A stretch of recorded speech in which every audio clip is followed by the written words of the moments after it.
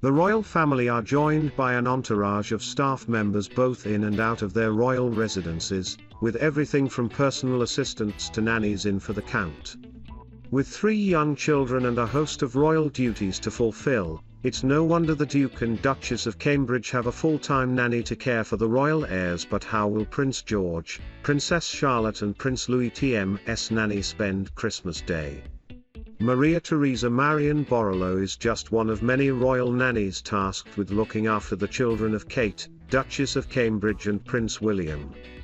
As a full-time nanny to 3 of the future King TM's children, Maria has her hands full working day in, day out for the Cambridge TMS. The nanny was recruited by the royal couple when Prince George was just 8 months old. Having attended the well-known nanny school, Norland College, the Spanish-born nanny has found success in her role as royal staff. She has even been branded most successful alumni trademark by fellow associates of Norland College, which can be found in Bath.As. As a full-time nanny to the Cambridge TMS, Maria is expected to be spending Christmas Day with the royal family. While it has not been publicly confirmed, Maria TM's attendance at the royal family TM's most important events suggests she will be on hand over the festive period. The royal family are expected to flock to one of the Queen TM's many estates, Sandringham House, to spend the Christmas holidays in the quiet Norfolk village. As the royal family prepare to spend their first Christmas without Prince Phillip, it may be that there are more royal staff on hand than ever to commemorate the sad event. Maria TM's first public appearance with the Cambridge TMS was back in 2014 when she was first hired by the family. Ms Borrallo joined the Duke and Duchess of Cambridge as well as baby George as the family embarked on a tour of Australia and New Zealand. In previous years, the royal nanny has been spotted in the car with the Duke and Duchess of Cambridge, Prince George and Princess Charlotte as they left the Queen TM's Christmas lunch. As a close figure to Prince George, Princess Charlotte, and Prince Louis, Ms Borrallo almost always attends events held for the children.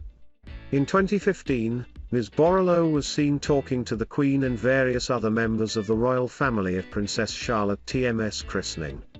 As a helping hand and close friend to the Cambridge TMS, she has also been known to assist the young children who were part of Pippa Middleton TM's wedding ceremony to James Matthews. Ms Borrallo was also on hand to help the young bridesmaids and pageboys at the weddings of the Duke and Duchess of Sussex, as well as Princess Eugenie and James Brooksbank. As the nanny to 3 of the future heirs to the throne, caring for the youngest members of the British monarch is a highly valued job. After years of rigorous training at Norland College, Ms Borrallo's work is crucial to both the children of the Duke and Duchess of Cambridge, as well as the parents themselves. Former royal nannies have been able to offer their views as well as make suggestions on parenting and proper care for the youngest members of the royal family. Royal nannies are highly respected and the role is one of high prestige, which makes it unsurprising to think of Ms Borrallo spending Christmas in the company of the royal family. Duchess of Sussex apologised at a hearing last month for misleading the court about whether information had been given to the authors of Finding Freedom. The Court of Appeal heard how Meghan had asked her then Communications Secretary Jason Knauf to share details with Omid Scobie and Caroline Durand despite having earlier insisted she did not contribute. The publisher of the Mail on Sunday Today lost its appeal against a ruling in favour of the Duchess over the publication of a personal letter to her estranged father Thomas Markle. In his ruling, Sir Geoffrey Vaux addressed Meghan's apology to the court in November. He said, "This was, at best, an unfortunate lapse of memory on her part." Meghan sued Associated Newspapers Limited, ANL, also the publisher of Mail Online, over 5 articles that reproduced parts of a personal and private letter to Mr. Markle in August 2018. The Duchess won her case earlier this year when a High Court judge ruled in her favour without a full trial. ANL brought an appeal against that decision and, at a 3-day hearing in November, argued the case should go to a trial on Meghan's claims against the publisher including breach of privacy and copyright. But in a ruling on Thursday, Sir Geoffrey, Dame Victoria Sharp and Lord Justice Bean dismissed the publisher's appeal. Reading a summary of their decision, Sir Geoffrey said, "It was hard to see what evidence could have been adduced at trial that would have altered the situation. The judge had been in as good a position as any trial judge to look at the article in People magazine, the letter and the Mail on Sunday articles to decide if publication of the contents of the letter was appropriate to rebut the allegations against Mr. Markle. The judge had correctly decided that, whilst it might have been proportionate to publish a very small part of the letter for that purpose, it was not necessary to publish half the contents of the letter as ANL had done." In a statement after the ruling, Meghan said, "This is a victory not just for me, but for anyone who has ever felt scared to stand up for what's right. While this win is precedent-setting, what matters most is that we are now collectively brave enough to reshape a tabloid industry that conditions people to be cruel and profits from the lies and pain that they create. From day one, I have treated this lawsuit as an important measure of right versus wrong. The defendant has treated it as a game with no rules. The longer they dragged it out, the more they could twist facts and manipulate the public, even during the appeal itself, making a straightforward case extraordinarily convoluted in order to generate more headlines and sell more newspapers, a model that rewards chaos above truth. In the nearly 3 years since this began, I have been patient in the face of deception, intimidation and calculated attacks. Today, the courts ruled in my favour again, cementing that the Mail on Sunday, owned by Lord Jonathan Rothermere, has broken the law." In a witness statement, Mr. Knauf said the book was discussed on a routine basis, which was discussed directly with the Duchess multiple times in person and over email. Mr. Knauf also discussed planning a meeting with the authors to provide background information and said Meghan had given him several briefing points to share with them. In her witness statement, the Duchess apologised for misleading the court about whether Mr. Knauf provided information to Mr. Scobie or Ms Durand. She said, "I accept that Mr. Knauf did provide some information to the authors for the book and that he did so with my knowledge, for a meeting that he planned for with the authors in his capacity as communications secretary. The extent of the information he shared is unknown to me. When I approved the passage, I did not have the benefit of seeing these emails and I apologize to the court for the fact that I had not remembered these exchanges at the time. I had absolutely no wish or intention to mislead the defendant or the court." Prince Harry lent his voice to commemorate a video by the People's Vaccine, released to mark World AIDS Day.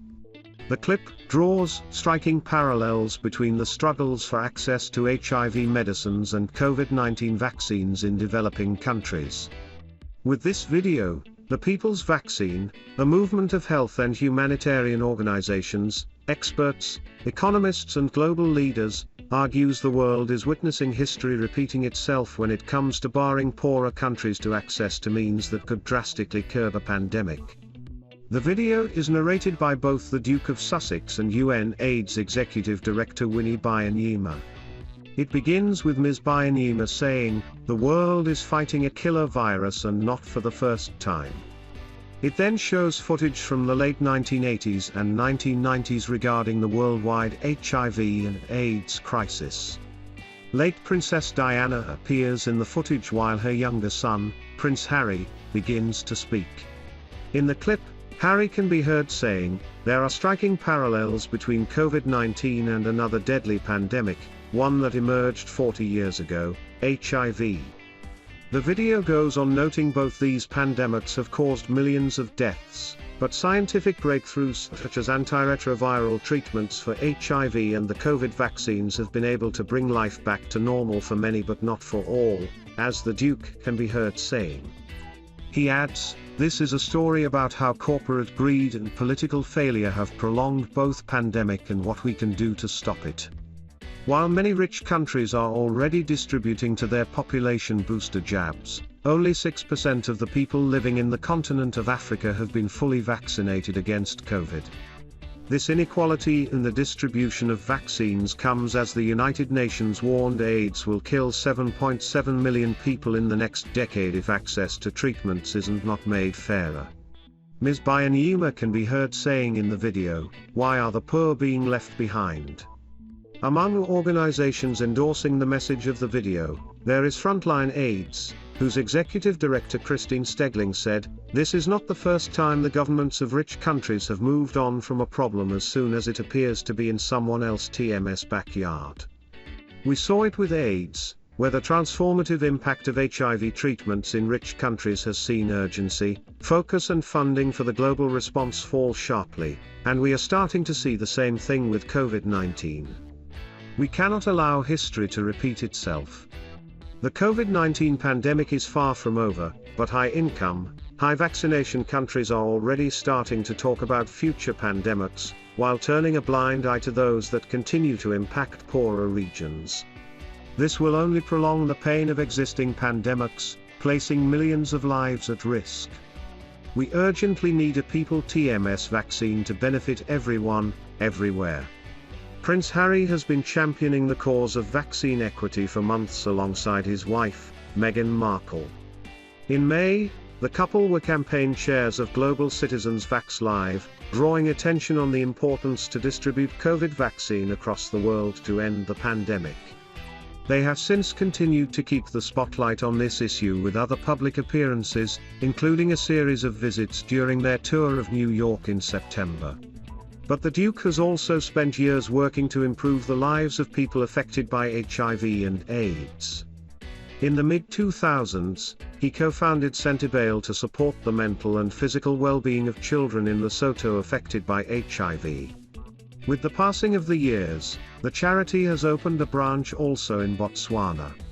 The Duke of Sussex followed in his mother's footsteps in not only supporting people affected by HIV, but also breaking the stigma attached to people living with this disease. The late Princess of Wales famously shook hands without wearing gloves and hugged HIV patients during her official visits. At the height of the AIDS epidemic in 1987, Diana opened the UK's first specialist HIV/AIDS unit at London TMS Middlesex Hospital, where she said, "HIV does not make people dangerous to know. You can shake their hands and give them a hug. Heaven knows they need it. What's more, you can share their homes, their workplaces, and their playgrounds and toys." Prince Harry has regularly marked World AIDS Day. Just last year, he said, "On this World AIDS Day, I want to restate my personal commitment to doing all I can to keep chipping away at the stigma, and to be able to say we are the generation that finally ends HIV." Speaking of the Duchess, he added, "I think she's been very disrespectful to the Queen, who's such a great woman, such a great person, a historic person. I think she's very disrespectful to the royal family, and most importantly to the Queen." Speaking about Meghan's campaigning on paid parental leave using her royal title, Mr. Trump also said, "She is trying to do things that I think are very inappropriate.